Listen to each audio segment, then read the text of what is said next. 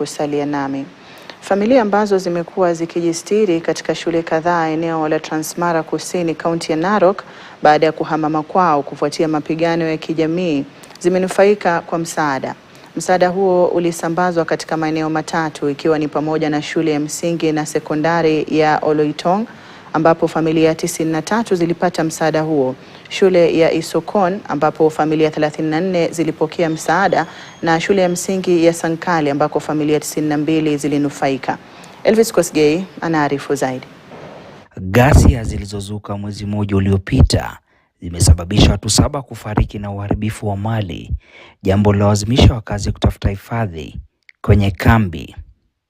Soila Sankali, mratibu wa kaunti ya Narok wa shirika la Msalaba Mwekundu, aliripoti kuwa msaada huu ulisambazwa katika maeneo matatu, ikiwa ni pamoja na shule ya msingi ya sekondari ya Loitong ambapo familia 99 zilipata msaada huo, na Isokon ambapo familia 34 zilipata msaada. Mambo mengine kadha wa kadha ambazo ziko hapo ndani.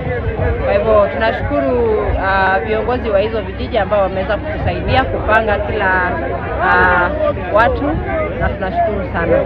Tunaombea watu wa area hii waweze kuwa na mwaka mpya mzuri, Krismasi mzuri, na waweze kupata amani. Rose Kerubo ni mmoja wa waathiriwa walionufaika.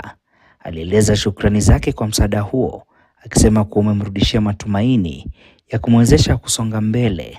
Sisi bila serikali, tunataka serikali, hata mkono wa president bado hata kuangalia, mkono ya governor hatuwezi bado kuangalia. Kwa nini hao achiangalie? Na sisi tumeathirika mbaya sana, na sisi tumepata majeraha mbaya sana.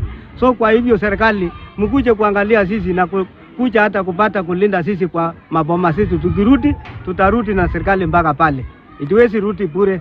Tutasimama shule hapa mpaka serikali inakuja kuhamisha sisi hapa kwenda kwa kuishi makwetu, kuishi na serikali. Waathiriwa hao sasa wanaitaka serikali ingilie kati ili kuhakikisha usalama wao na kutoa msaada wa elimu kwa watoto wao, kwani shule zinakaribia kufunguliwa.